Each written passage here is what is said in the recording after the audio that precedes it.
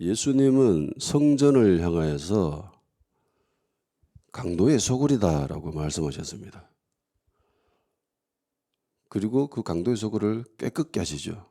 우리는 그것을 성전 정화 사업이라고 이야기를 합니다. 그러니까 날 잡아서 주님 청소하신 거예요. 깨끗하게 대청소하신 겁니다. 근데 주님 관점에서는 이게 청소하신 것이지만은 다른 사람들에게는 그렇게 안 보였던 것 같아요. 특히 유대 종교 지도자들에게는 예수님의 이 모습을 보고 야, 저 없애버리자. 죽이 없애버려야 된다. 저는 가만 놔두면 안 된다라고 생각을 한 거죠. 자기들의 기존 질서를 파괴한다고 봤습니다. 자, 그대로 가만 냅두면은 우리가 이게 위태롭게 된다. 우리 삶이 힘들어진다라고 판단하게 된 거죠. 이 사람들은 청소하는 것으로 보지 않았습니다. 사랑하는 여러분, 예수님이 하신 이 행동은 개혁이잖아요. 그죠? 일종의 개혁입니다. 근데 개혁이라는 말 자체가 모든 사람을 만족시킬 수 없는 것을 전제로 합니다. 개혁은 모든 사람을 만족시킬 수가 없습니다. 예수님조차도 만족 못 시키죠. 사람들을. 모든 사람들을 만족시킬 수 없습니다. 아니요, 오히려 애시당초 예수님은 사람들을 만족시키는데 별 관심이 없으시죠. 어떻게 하면 하나님의 뜻을 이룰 것인가, 하나님을 기쁘시게 할 것인가, 거기에만 관심이 있으신 게 예수님의 모습입니다. 우리들 역시 그렇게 되어야 됩니다. 아멘. 사람을 기쁘게 하려고 하는 것이 아니라, 사람들을 만족시키려고 하는 것이 아니라 하나님을 기쁘게. 하나님을 기쁘게 하면은 뭐 어떤 사람은 좋아할 것이고, 어떤 사람은 싫어할 것이고, 어떤 사람은 때려 죽이려고 할 것이고, 어떤 사람은 교회 떠나갈 것이고, 그럴 거죠. 그거 상관 말하는 거예요. 사람이 어떻게 되든 그거 신경 쓰지 말고 너는 하나님의 뜻을 이루는데 집중해. 하나님을 기쁘시게 하는데 거기에 포커스를 맞춰라는 것이 예수님의 모습을 통해서 우리에게 깨닫게 해주시는 것입니다. 하나님을 떠난 인생, 그 인생을 만족시켜 줄 수 있는 것은 이 세상에 존재하지가 않습니다. 인간을 어떻게 하면 만족시켜 줄 수 있을까요? 돈 10억이면 될까요? 뭐 우리 같은 정도면은 뭐 돈 한 1억만 있어도 좋겠다라고 막 정말 해피할 거야라고 생각하는데 막상 1억 보세요. 요즘 1억까지 집 살 수도 없는데 그런 생각이 단번에 듭니다.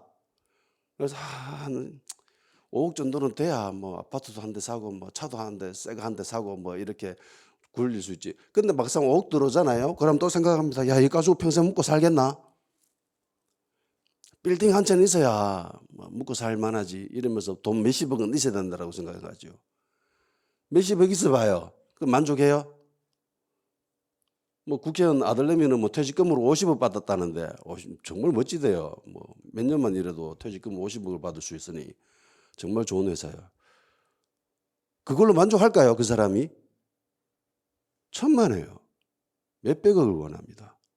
몇백억 주면 사람이 만족할까요? 천만에요. 몇천억을 원합니다. 인간은요, 아무리 많은 것을 갖다 줘도 만족할 수가 없습니다. 만족할 수가 없는 그런 것이 인간의 존재입니다. 그래서 인간은 하나님으로만 채워져야 만족할 수 있습니다. 아멘? 하나님이 만드신 존재이기 때문에 그 빵꾸난 그 구멍은 하나님으로만 채울 수 있다는 거예요. 이게 이게 맞춤형이거든. 그 구멍을 맞출 수 있는 거는 하나님밖에 없어요. 하나님 만드셨기 때문에 요 구멍은 내가 잘 알지. 요건 내가 맞출 수 있어요. 이러면서 딱 맞출 수 있는 거예요. 물론 세상에 존재하는 그 어떤 것도 그 구멍을 맞출 수가 없습니다. 메꿀 수가 없어요. 인간의 욕심, 탐욕, 정욕은 끝이 없습니다.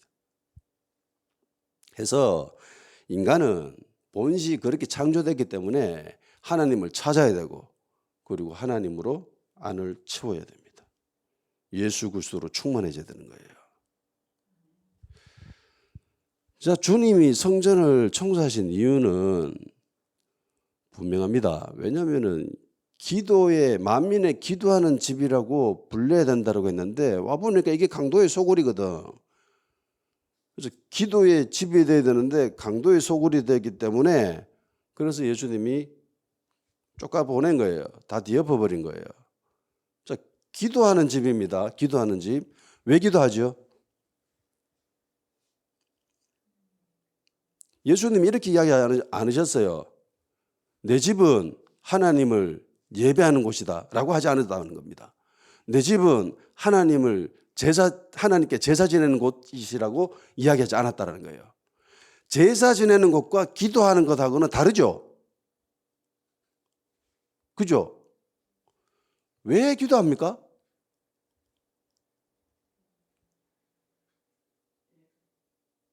내 힘으로 해결할 수 없을 때 기도하지요. 불치병 걸렸어요. 돈 있어요. 병원에 갔습니다. 못 고친대요. 돈 수십억, 수백억이 있는데도 못 고친대요. 그러면 이 친구는 어떡할까요? 기도하겠죠. 자기 힘으로 도저히 어떻게 할 수가 없을 때 그때 하는 인간의 행동이 기도입니다. 한때는 동물이 감정을 가지고 있지 않다라고 생각을 했었습니다. 사람들이. 대부분의 과학자들이 그렇게 생각했습니다. 근데 자세히 관찰해 보니까 동물들이 감정이 있어요. 그건 다 알잖아요. 근데 옛날에 사람들은 동물은 감정이 없다라고 생각했습니다. 주인 죽은 그 묘지에 막 누워가지고 막 세퍼트 개 한 마리 막 울더라고. 눈물을 흘리면서. 꺼이꺼이 울어. 한두 번 따고 갈 때마다 주인이 죽은 그 묘지에 그 비석에 이렇게 얼굴 민때가 그게 동물은 감정이 있어요. 근데 동물하고 인간하고 결정적으로 차이 나는 게 뭔지 아십니까?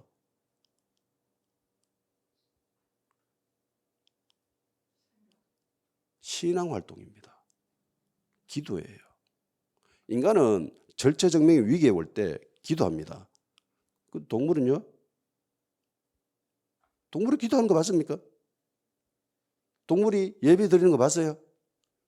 동물은 예배 드릴 수가 없습니다. 왜냐하면 영이 없기 때문에.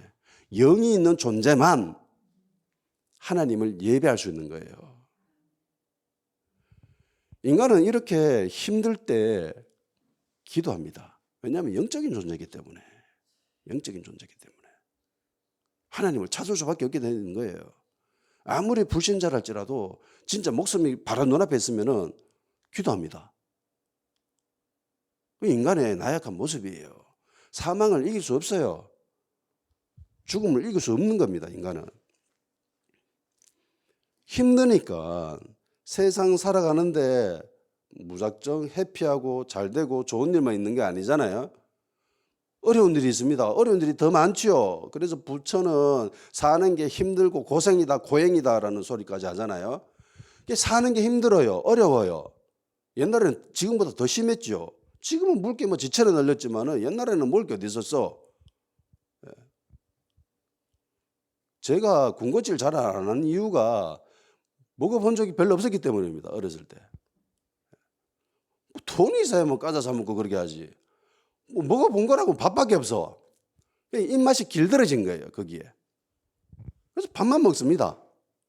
근데 집에 다른 사람은 좀 다르죠.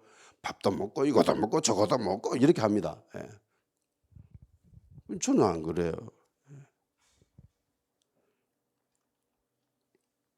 문제가 있으니까 어려우니까 해결이 안 되니까 하나님께 가서 기도를 합니다. 그럼 하나님이 들으시고 응답해 주시지요. 그죠?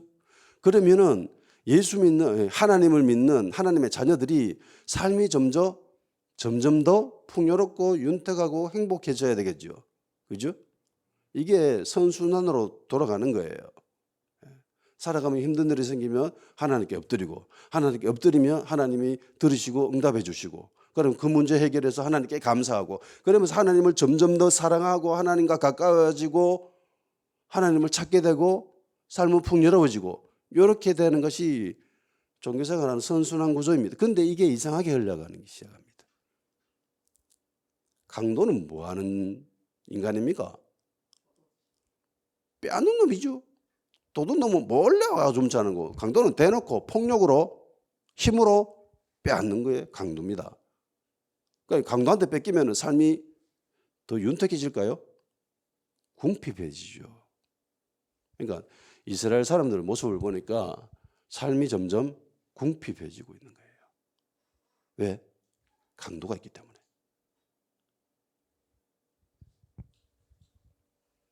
강도가 자꾸 빼앗아갑니다.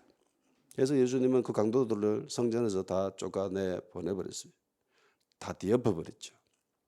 이렇게 하고 날이 저물었습니다. 예수님은 날 저무면 집에 가십니다. 날이 저물어서 다시 베다니에 있는 숙소로 돌아가셨습니다. 주무시고 아침에 또 일어나셔서 다시 예루살렘으로 들어오셨습니다. 들어오는 길에 어차피 가까운 거리니까 어차피 코스는 똑같아요. 가는 길에 어제 봤던 무화과나무를 사람들이 보게 됩니다. 보니까 말랐어요. 뿌리로부터 말랐답니다. 이게 이상하잖아요. 이게 베드로가 나서서 한마디 합니다. 예수님, 어제 주님이 저 나무를 저주했는데 저 나무가 뿌리째 말라 있습니다. 라고 한마디 했습니다. 자, 여기서 우리는 관점을 좀 바꿔야 될 필요가 있습니다.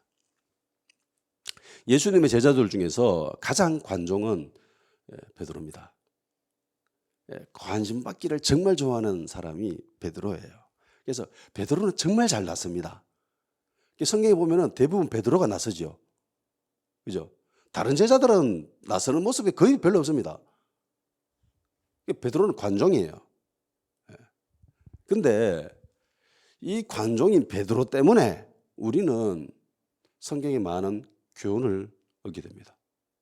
베드로가 나서지 않았으면요, 베드로가 무리를 걷겠다고 설치지 않았으면 우리는 깨달음을 얻을 수가 없습니다. 그죠? 다른 제자들처럼 점잖하게 앉아 있었으면 그런 교훈은 우리가 얻을 수가 없어요. 바람을 꾸짖어서 잠잠케 하시는 그 예수님의 그 모습 우리는 도무지 알 수가 없습니다. 그 이후의 모습도 우리는 알 수가 없어요. 근데 이 나서기 좋아하는 베드로 때문에 우리는 많은 교훈을 얻을 수 있습니다.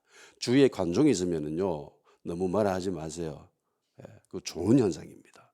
그 관종으로 통해서 하나님이 어떻게 역사하실지 모르는 거예요. 보세요. 스포츠 스타, 운동선수 관종입니다. 가수 관종이에요.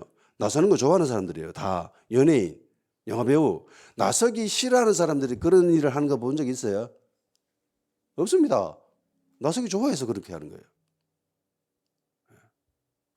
교회도 왜 나서기 좋아하는 사람들 있죠.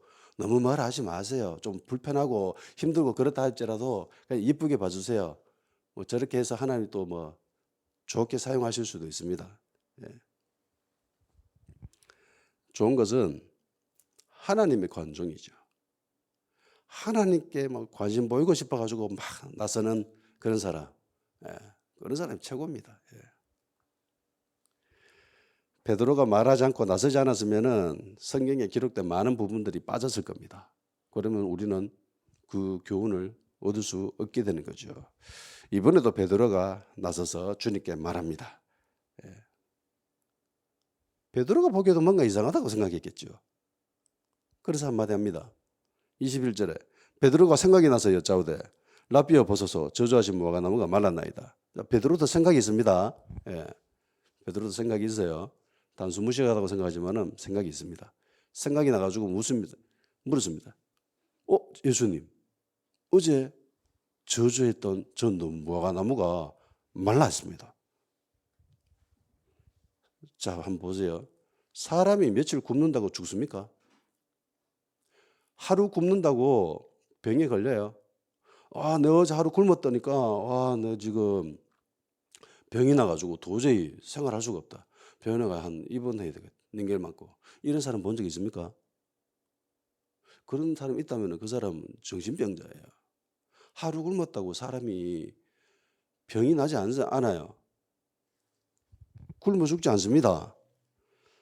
예수님은 40일 금식하셨습니다. 멀쩡했죠? 그리고 제 주변에도 40일 금식한 사람들이 꽤 있었거든요. 멀쩡해요. 잘 살고 있습니다. 저도 최대 7일 금식을 해봤는데 힘들긴 힘들지만은 멀쩡해요. 살고 있어요. 물만 마시면은 몇 달 동안 살 수 있다고 하죠.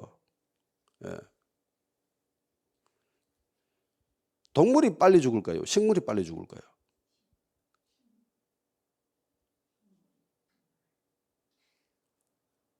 왔다 갔다 합니다. 예. 자연 상태에서 가만히 냅두면은 동물이 빨리 죽을까요? 식물이 빨리 죽을까요? 동물이 빨리 죽죠. 동물은 먹을 게 없으면 얼마 먹고서 죽습니다. 근데 식물은요? 식물이 입이 있나요? 가다가 와씨 늑대 지나가네. 늑대 잡아먹어야지 이러면서 잡아먹는 식물 봤나요? 식물은 입이 없잖아요. 그러면 뭐로 영양분을 섭취하죠? 두 가지죠. 하나는 뿌리에서 영양분을 흡수합니다. 그죠? 땅에서. 또 하나는 햇빛, 광합성을 하죠. 그죠? 두 가지 작용을 합니다. 그러니까 얘는 가만히 있어도 한참을 삽니다. 한참을. 식물은 잘 죽을 수가 없습니다. 특히 이런 큰 나무, 무화과나무 정도 되면은 잎이 무성했다라고 하잖아요. 어제만 해도. 잎이 무성했으면은 영양 상태가 굉장히 좋은 거죠.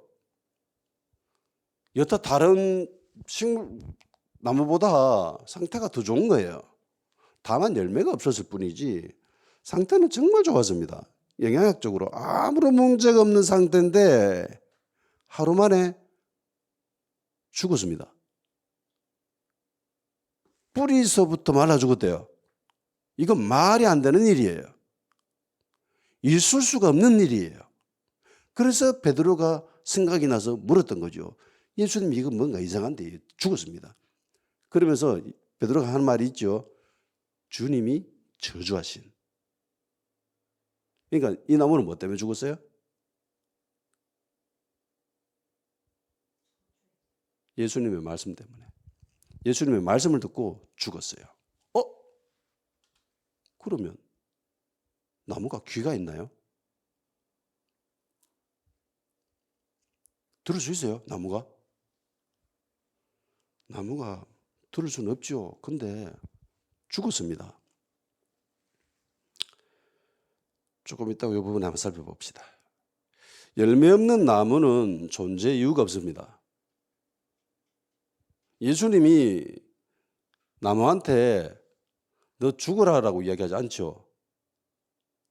예수님은 나무한테 너 죽어버려라고 이야기하지 않으셨습니다.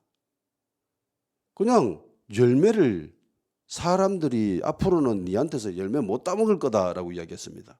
근데 나무는 죽어버리죠. 말라버립니다.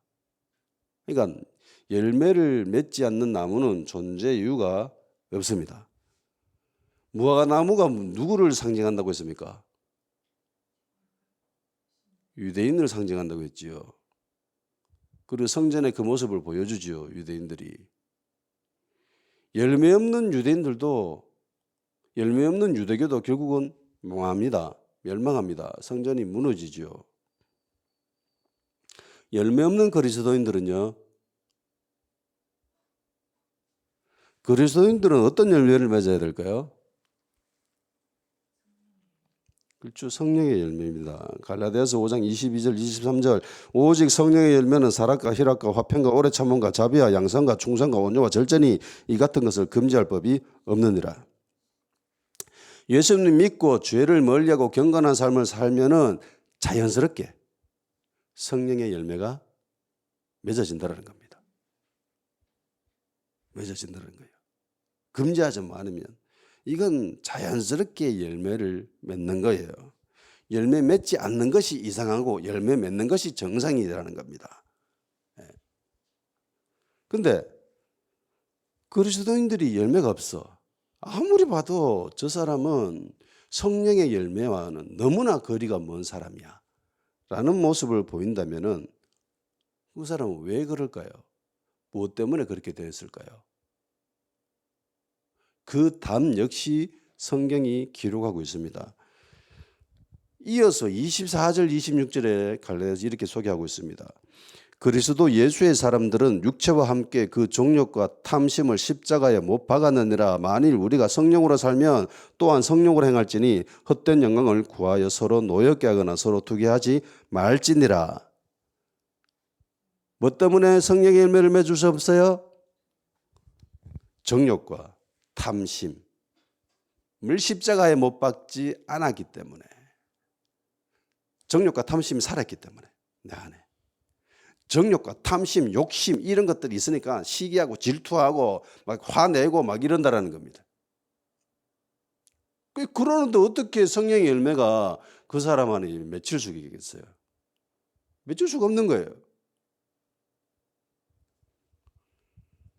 정욕과 탐심, 욕심 십자가에 못 박지 않고 내 안에 살아 역사하기 때문에 그럴 수가 없다는 겁니다. 야고보서 1장 15절에 욕심이 잉태한 즉 죄를 낳고 죄가 장성한 즉 사망을 낳느니라고 했습니다.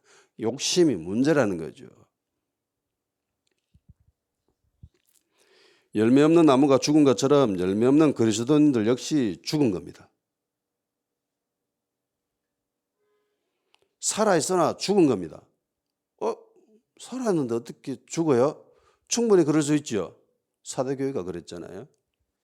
계시록 3장 1절 사대교회 사자에게 편지하라. 하나님의 7영과 7뼈를 가지신 이가 이르시되 내가 네 행위를 아노니 네가 살았다 하는 이름을 가졌으나 죽은 자로다. 사대교회는 살았는데 죽었습니다. 그러므로 열매 맺는 그리스도인이 되읍시다. 열매 맺는 그리스도인이 되어야 돼요. 정욕과 탐심을 십자가에 못 박아야 됩니다. 근데요, 여기서 아주 중요한 진리를 발견할 수 있습니다. 굉장히 중요한 겁니다. 십자가에 못 박으려면 뭐로 못을 박죠? 뭐로 박죠? 망치와 또 대못이 있어야죠. 이 마이킨. 그걸 이렇게 박아야 됩니다. 바늘에만 찔려도 난리죠. 바늘에 살짝만 찔려도 우리 사모님은 난리 납니다. 이러면서 고통을 참지 못하는. 반면에 저 같은 경우는 고통을 좀 잘 참는 편이에요. 그래서 호들갑은 떨지 않아요. 아프죠. 많이 아픕니다. 바늘만 찔려도 사람은 정말 아파요. 근데 대못입니다. 그걸 박아야 돼요. 누가요? 내가 내 자신에게. 쉬울까요?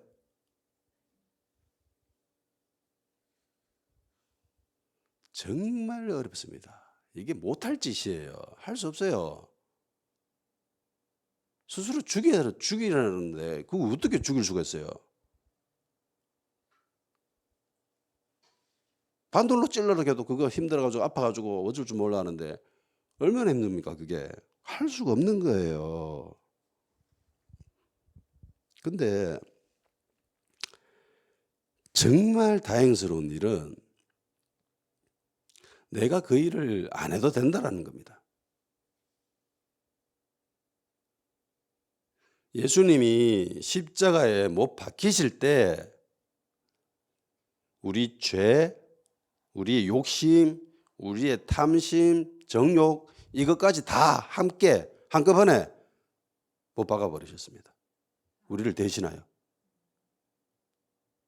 우리를 대신하여 예수님이 다 하셨다는 거예요. 그러면 나는요? 못 박을 필요 없죠. 예수님이 다 하셨는데, 예수님 하셨는데 내가 막 그거 가가지고 나도 죽어야 돼 이러면서 한다는 거는 예수님이 하신 그 일을 침범하는 일입니다. 안 해도 돼요. 그러면요 나는 뭐 어떻게 해야 돼요? 믿는 거예요. 아멘? 예수님이 나의 정욕, 욕심, 죄까지 예수님 십자가에 다 못 박아버리셨다라는 것을 믿는 겁니다. 할렐루야. 이게 얼마나 감사할 일이에요. 그래서 성경에는 십자가에 못 박았나니라고 했습니다. 과거형이죠. 지금 못 박아라고 하는 게 아니라는 겁니다. 못 박았대요. 내가 언제 그 박았어요? 나 한 일이 없는데? 당연히 한 일이 없죠. 예수님 하셨기 때문에. 예수님이 예전에 이미 다 하셨기 때문에 나는 그걸 믿는 거지요. 예. 얼마나 감사한 일입니까? 이 진리를 믿으시기 바랍니다. 이걸 믿으셔야 되는 거예요. 나는 이미 십자가에 못 박혔다. 그걸 믿는 겁니다. 그걸 계속 자기 안에 말씀으로 채워 넣어야 되는 거예요. 내 안에 욕심이 막 꿈틀거리면은 아니야. 나는 내 욕심과 정욕이 십자가에 이미 못 박혔어. 라고 계속 자신에게 주입시키는 거예요. 말씀으로 채워 넣는 겁니다. 갈라디아서 2장 20절 내가 그리스도와 함께 십자가에 못 박혔나니 그런즉 이제는 내가 사는 것이 아니요 오직 내 안에 그리스도께서 사시는 것이라. 이제 내가 육체 가운데 사는 것은 나를 사랑하자 나를 위하여 자기 자신을 버리신 하나님의 아들을 믿는 믿음 안에서 사는 것이라. 이게 믿음이라는 겁니다. 십자가에 못 박혔다라는 거. 내가 사는 것이 아니라는 거. 믿음으로 사는 겁니다. 주님이 저주하신 무화과 나무가 뿌리째 말라 죽어버렸습니다. 여기서 또 하나 발견할 수 있는 게 말의 힘이라는 겁니다. 말의 힘은 엄청납니다.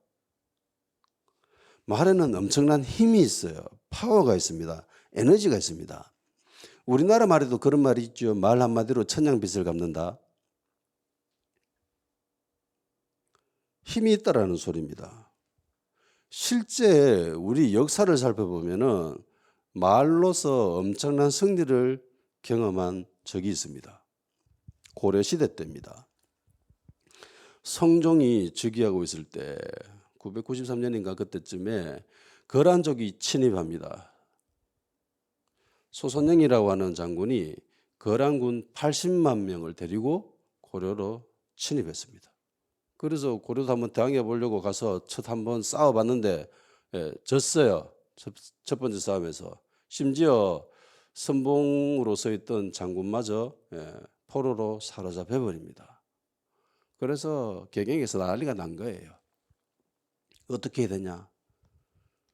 항복하자라는 쪽도 있었고, 그리고 아니다, 항복은 좀 거시기 하고 걔들이 쳐들어왔는 곳, 그러니까 지금으로 치면은 평양 이북에 있는 그쪽 땅을 주자.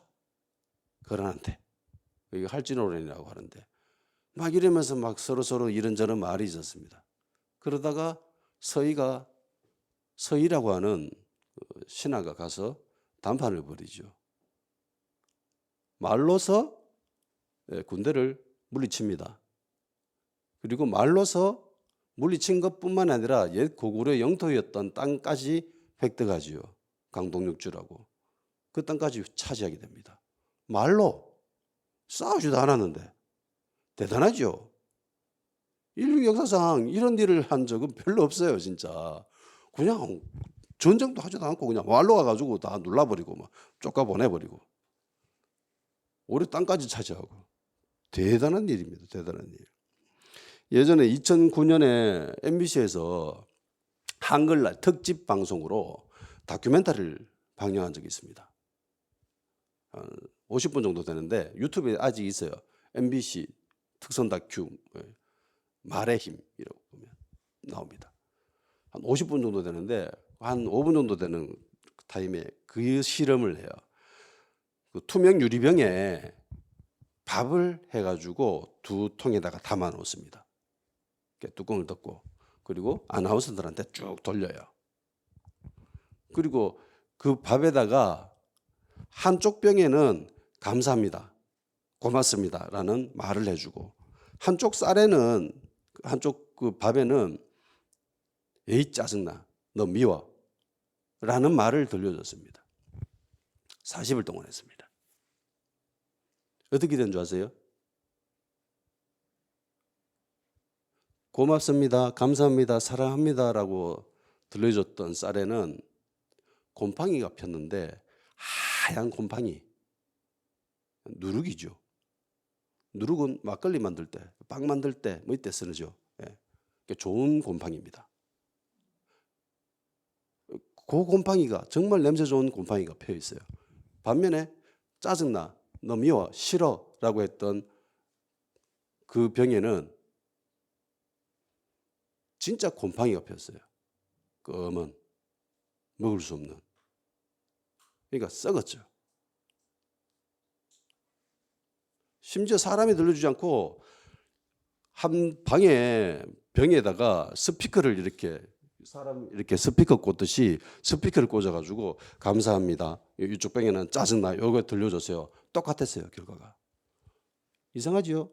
쌀에 귀가 있나요?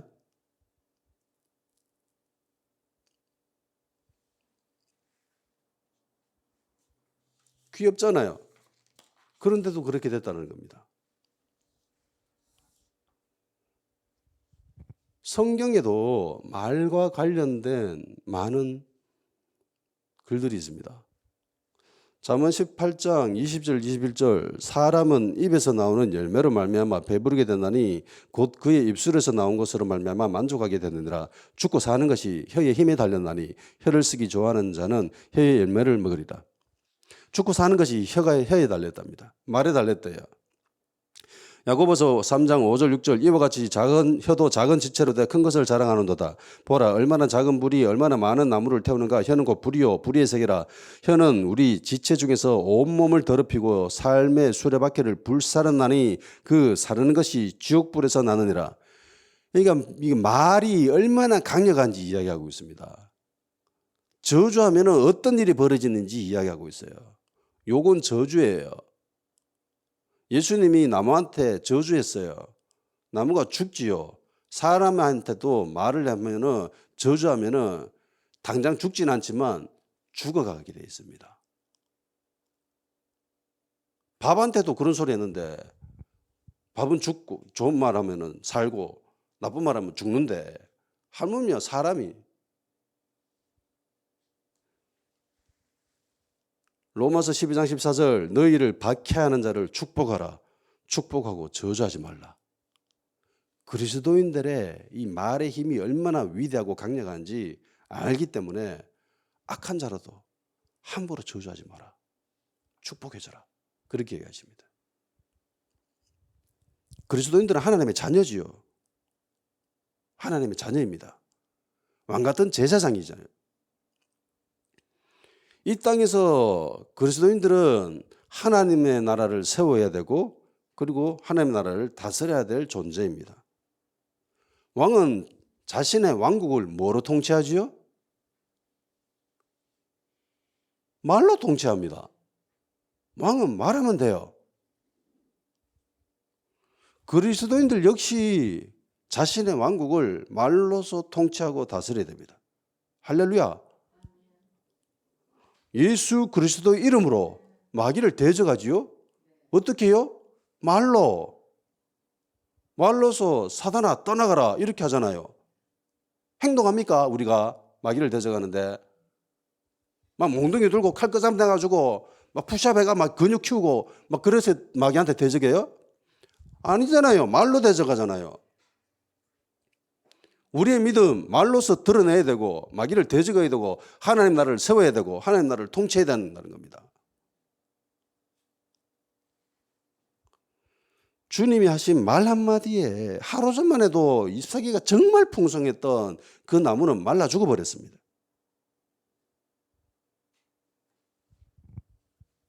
그래서 베드로가 참 이상해가지고 한마디 했잖아요. 이 한 나무가 말라 죽어버렸는데요. 근데 예수님이 베드로의 말을 듣고 뭐라고 말씀하시지요? 다 같이 찾아서 한번 읽어봅시다.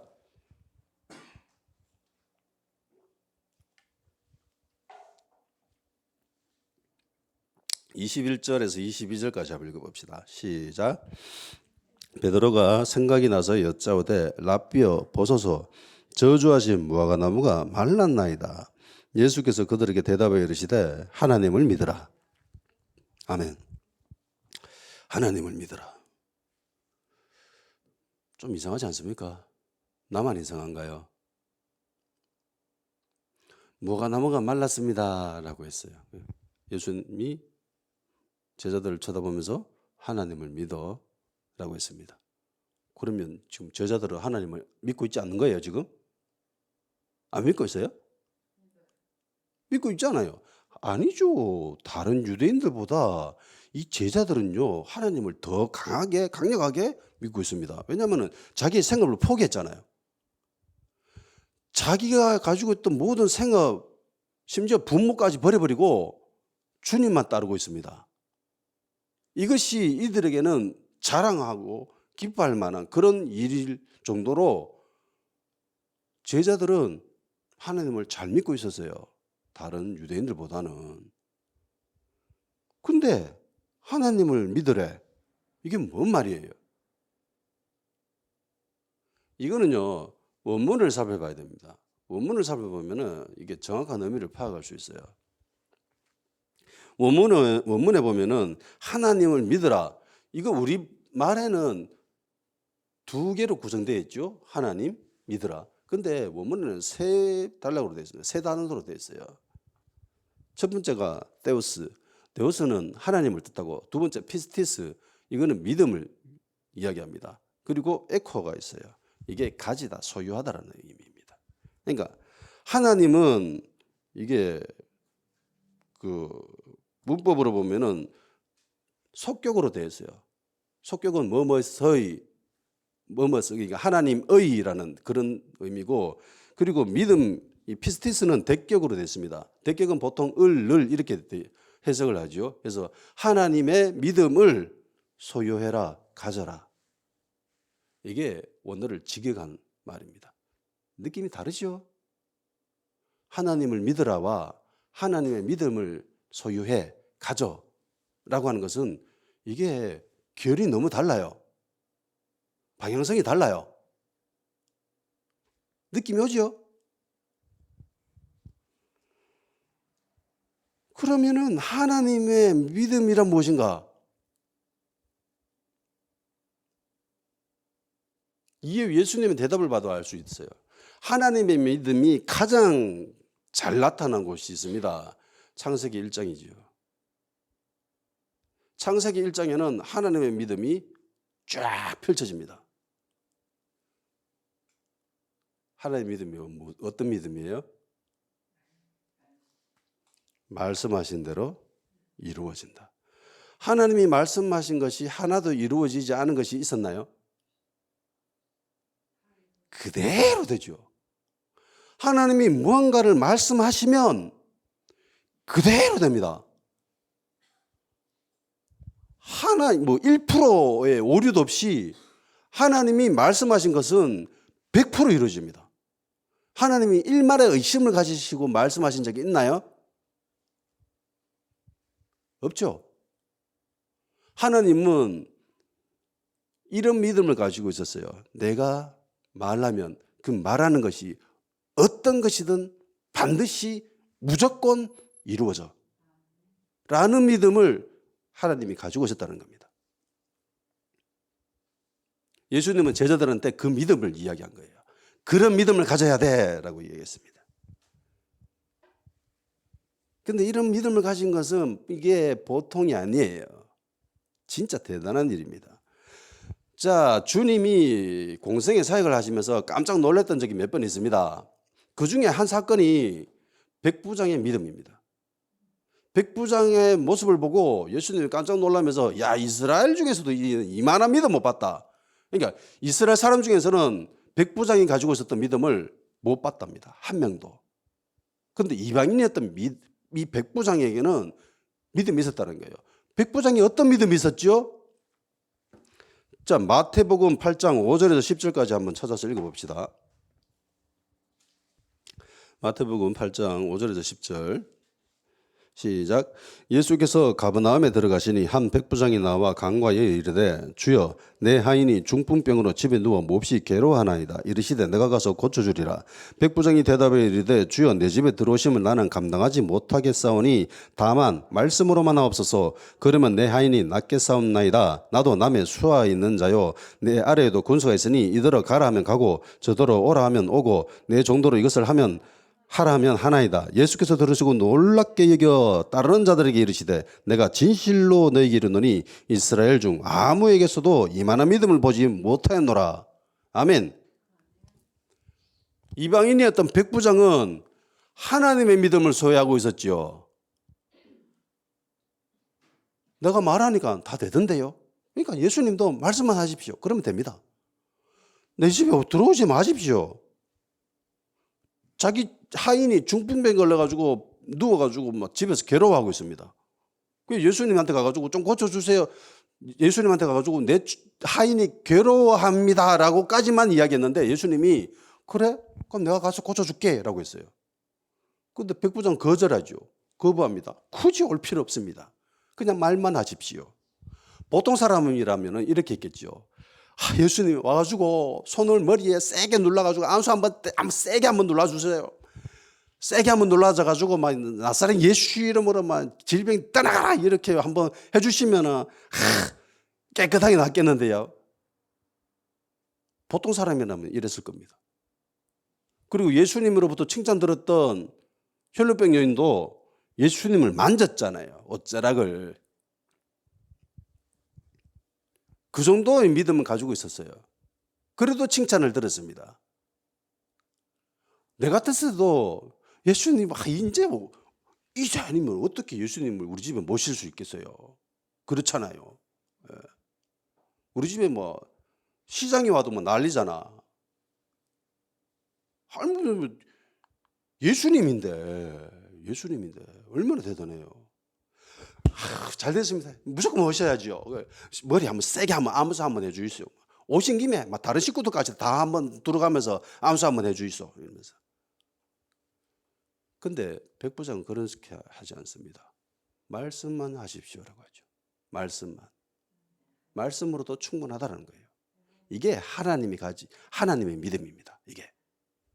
예수님은 제자들한테 이런 믿음을 가져야 된다고 이야기하죠.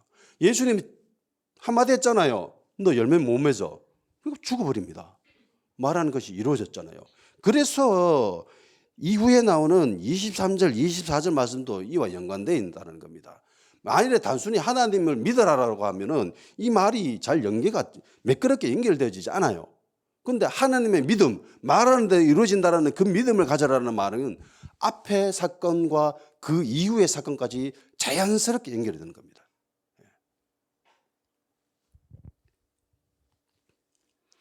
무화과나무는 주님의 한마디에 죽었습니다.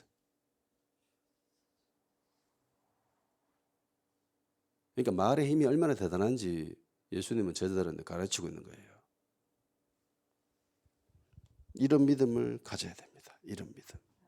23절에 말씀하시죠. 그 말하는 것이 이루어질 줄 믿고 마음에 의심하지 아니하면 어떻게 된다? 그대로 된다. 그대로 된다. 이게 하나님의 믿음입니다. 그래서 주변 사람들에게 특히 그리스도인들은 저주하지 마십시오. 웬만하면 나쁜 말 하지 마십시오. 축복의 말을 하십시오. 좋은 말 하십시오. 믿음의 말을 하십시오. 할렐루야. 오늘 여기까지 합시다. 다 같이 기도하는 시간 가집시다. 그리스도인의 권세가 있음을 깨닫게 하시니 감사합니다. 주님, 우리의 입을 잘 선용할 수 있는 자에게 도와주시옵소서. 주변을 축복하고 그리고 사람들을 사랑하는 말로 그리고 화목해 하는 그리스도인들 되게 하여 주시옵소서. 더욱이 특별히 하나님의 믿음을 가지는 자에게 도와주시옵소서. 백부장이 소유했던 믿음, 그래서 주님이 놀라워했던 그런 믿음을 주님 우리가 소유할 수 있도록 도와주시고 그런 교회 되게 하여 주시옵소서. 다 같이 기도하도록 하겠습니다.